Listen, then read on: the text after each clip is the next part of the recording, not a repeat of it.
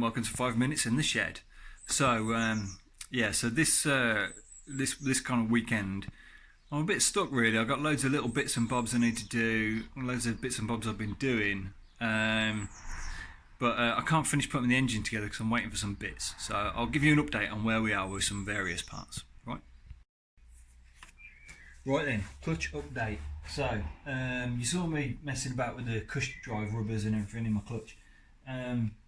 I've actually decided that the rubbers, although they look okay and they're about the right sort of size, I'm not going to use them because they're probably a bit too hard, right?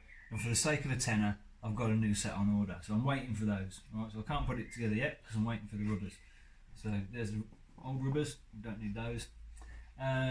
Clutch itself, had some issues with the clutch really. It was rusty more than anything. I cleaned it all up and there must have been moisture in the case and it had all rusted. So we've got the clutch centre here, obviously, where the rubbers go, and the rubbers sit inside there to cushion the driver of the clutch there. Right, so that goes in there. Right, so that's got to go there. And then around the outside we've got the clutch plates. Right, it's not like a car clutch. It hasn't just got one kind of like plate. It's got loads and loads of plates to create a bigger surface area. Right, but so you can fit it in a little motorbike engine. So the clutch itself kind of looks like this, right? So you've got metal plate, just a plain metal plate, and then a friction plate, and then the plain metal plates go on the inside of the clutch, and the friction plates go on the outside of the clutch, so you can disengage the two, right? They've all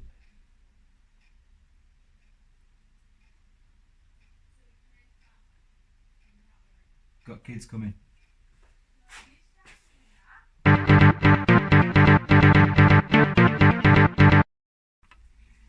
Right, where was I? Waffling about clutch plates. That's what I was doing, waffling. So yeah, we've got you've got a plain metal disc and then a friction disc, and then a plain metal disc and a friction disc, and it goes on like that all the way through. Right now, because this was all rusty and it's about half worn, this clutch, right? So I'm not going to replace it because you know it's expensive, right? And there's plenty of life left in it. So what I've been doing is I've been going through each plate, and I've got my marble flat surface here, and I've been getting each plate and putting it on the flat surface to check that they're all flat and round, right? Which they are. Right, so there's no rattling. Now what I found was, going through them, when these are in the clutch like this, alright, hang on a minute, right, when these are in the clutch like this, they move on these teeth just a little bit, right, and then they slide up and down these teeth as well. So these kind of like tangs which hold it in place get a little bit battered, and sometimes the corners just get a little bit of a burr on them. So I've had each plate, and I've gone through each plate with various needle files, just taking those sharp edges off and dressing them up and making them nice. Once I've done that, and they all sat down nice with no burrs and stuff like that, then I've got a bit of 120 grit, right, and I've been putting on the 120 grit and giving them a bit of a scuff up like that. Oh, there's a lump there. Oh, okay, there is a lump there, hang on. When you're doing this, you can't have little bits of muck underneath your sandpaper. Alright, so I'll give rough up like that, and that kind of dresses the surface up a little bit. You'll notice, alright, especially on one like that, right? You see all the imprint of. See that on the video, can't you? Right there in the like. See all the imprint there of where the friction plate goes on. All right, that's a bit of a.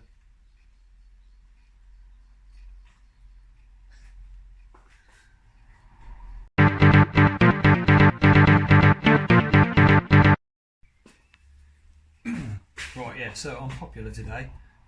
Everybody wants me.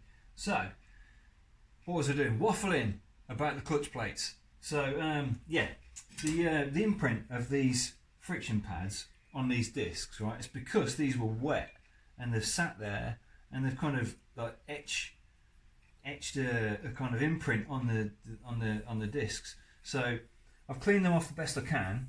Obviously, there's a bit of trace marking on there. Let's get it in the, yeah, a bit of trace marking where the friction pads were, but I've smoothed them off. I think they'll be okay. I mean, the worst case, I might have a little bit of a judder as I'm slipping the clutch, but it should be all right. All right, so I've gone through every plate and made sure that's all nice. Right, and there's a lot of plates. All right, so been through all those, and then I've made sure any burrs are all off that clutch centre there, and then the clutch basket, if you like. This was really rusty, right? So I had to attack this with a bit of serious wire brushing. But it's come up alright, it's come up okay. But the slots on the outside here, right, you can see there's a hole in the outside, so when the oil splashes on, you get a bit of lubrication in those slots. And what happens is the friction plate runs in there, right, and slides as you actuate the clutch. Right, so as that's moving around a little bit, these kind of burr up a little bit, or can burr up a little bit on the edges. So I've been through each one of these, and I've got my little wire brusher and wire brushed each one out, and then I've gone inside and then cleaned each slot out into the corners, made sure it's nice, took all the burrs off the edge. Everything's nice and smooth now, ready to go. So there's plenty of mileage left in this clutch, it'll be alright. Right, so everything's kind of ready to go with that, but I can't put it together because it's got no rubbers. Right, so waiting for the rubbers. This plate here, that goes on the engine. You've got the main chain and sprocket, but for final drive, that covers that, and then the clutch goes on afterwards. There's a rubber seal in there. I've got a new seal for that, so I'll change that as well before it goes back on. So that's where I've got to with the clutch. All right, so I don't know how big into clutches you are. You might be a massive clutch fan, and actually, Clutch are a good band. So yeah, that's all ready to go back on. So I'm just keeping the kind of plates in order like that. That won't go in now, will it? Because everything's in line. So that's the clutch update. Next update. Right then. So the engine is as it was left last time you saw it. So I haven't got the cylinder head on yet. I haven't got the cylinder head on because that's a gasket for the cylinder head. This is the one that came off it, right? The old gasket, right? There's nothing wrong with it actually. A couple of gaskets are great, but you do have to anneal them before you put them back on. So I've got to do a bit of heat treatment on that. But I've got a new one, so I'll heat treat the new one, make sure it's great before it goes on. But I like to put a little bit of copper gasket spray on because it makes it a bit sticky, right? Which is good. And I haven't got any, so I'm waiting for that. So I can't put the head on. I have got all the head bolts. Head bolts are all here, ready to go. Cleaned all the washers up and everything, brilliant. My push rod tubes are there, ready to go, with new seals. Push rods are here, ready to go, all nice and cleaned up, lovely, all checked. So I'm almost ready. Obviously, there's a big hole in the engine here. That's for the transmission. Now, the transmission is here. I've been building that. So this is the outside plate of the transmission. So it looks all shiny when it's on there. That's got the gear selector mechanism in there and the clutch actuator. All right, so that's all rebuilt, all cleaned and ready to go. I'll do a better video on the gearbox because I've kind of neglected it a little bit during these videos. And I've put the gear cluster together here. That's all ready to go. Ready to go there. So that's all rebuilt, cleaned up. Gearbox was in very good condition really. So I didn't have to do much on that. So yeah, there's the transmission. It's only a 4-speed box, nothing too complicated. On a motorbike gearbox, you don't have synchro mesh or anything like that. They're constant mesh on the gears. Right, so the gears are constantly meshed like that, and what happens is your selectors move the clutch dogs into the different gears, so it drives around. Right, so yeah, that's how that works. I'll talk about it more when we go through it. That's the selector plate there, which moves the selectors around. Transmission. Right, so that's ready to go, and ready to go in really. The only reason that isn't in is because this isn't the best condition, right, this edge. Now usually it's just sealant, there's no gasket on there, but I have ordered a thin paper gasket just to take a bit of the bump out of it, and you know, make sure it doesn't leak. Don't need it leaking. So that's the gearbox update and the engine update. Right, so yeah, I'm waiting for a gasket, waiting for some copper spray, waiting for some rubbers. So yeah, there's a lot of waiting going on. In the meantime, I've been doing this, right? Hang on, let me just turn the camera around. I've been, probably not a very good zoom angle on this, right? I've been putting bits together on the bike. Actually, you know what? Hang on. Need a bit of a wider shot here. Oh, there we go. Almost all of it in. Yeah, lovely. Right, so I've been putting this together a little bit. So I tried painting a mudguard. Got some of that chrome paint, supposed to look like chrome. Utter crap, right? So I've got to do that again. I've been put the mudguard on the front because I was measuring up to possibly replace it with an aluminium one. Don't know yet. Got the engine brackets that I made the other day.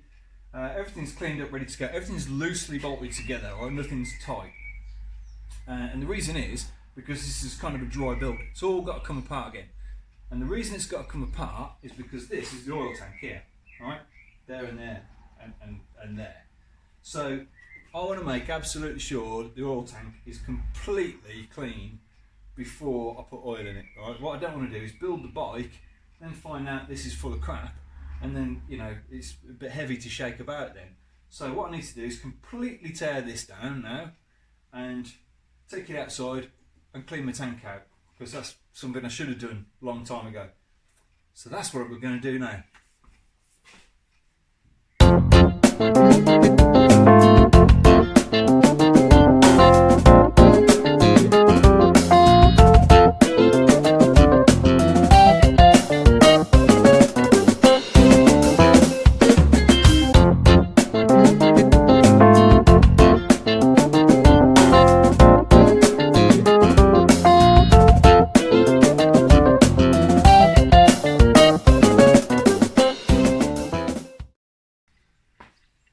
Right then, so I've got the frame out. Move that out of the way.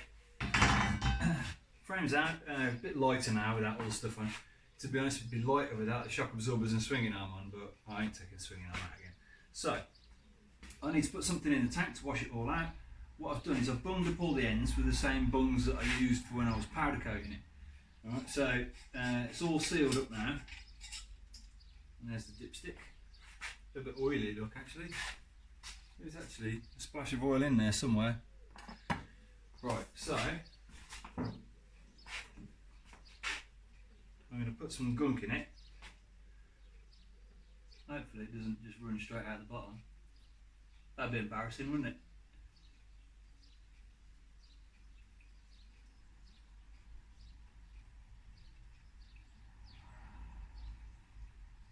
Right, so now there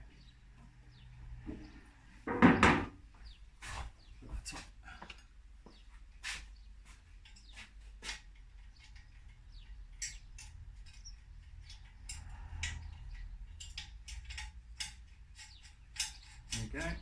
So now I've got to put my monster muscles on and give it a damn good shake. Right, so maybe the garage isn't the best place to do this. If it does leak out, I want it to leak outside. But yeah, so that's what I've got to do now is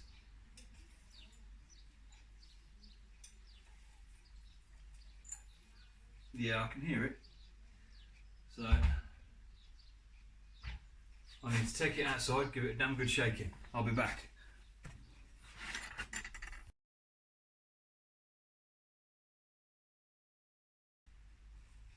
Right then, frame's done. It's over there drying by the door.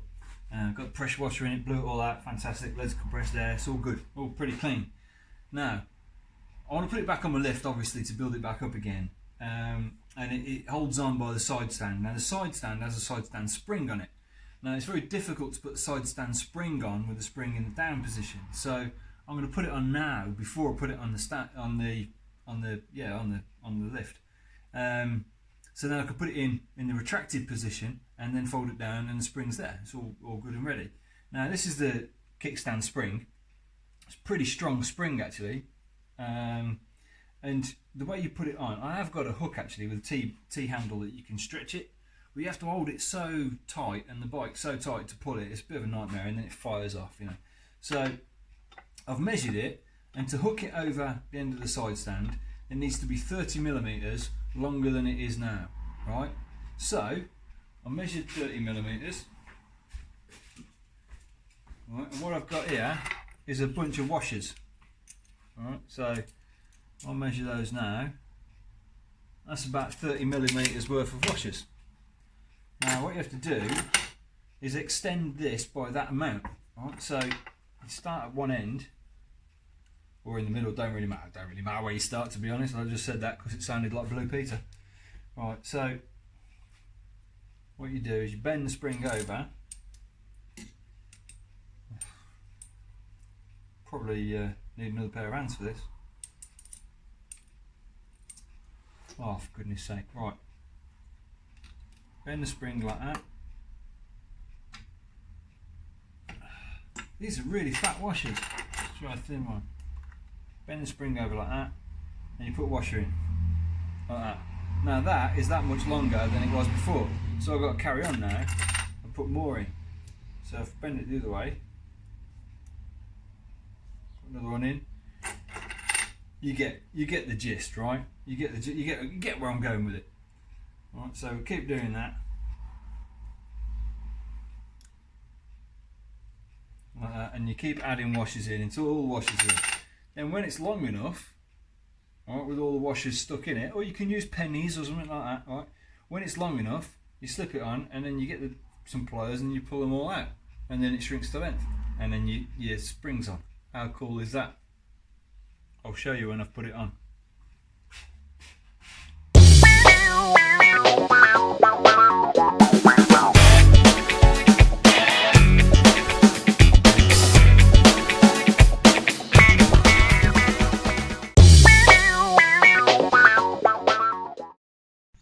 Right then, so that's it, all cleaned out, and the frame's had a good wash as well because, you know, it was outside, so I thought I'd wash it. I've dropped the back wheel in. That gives me 2 anchor points then, so I'm just going to put it all back on the lift.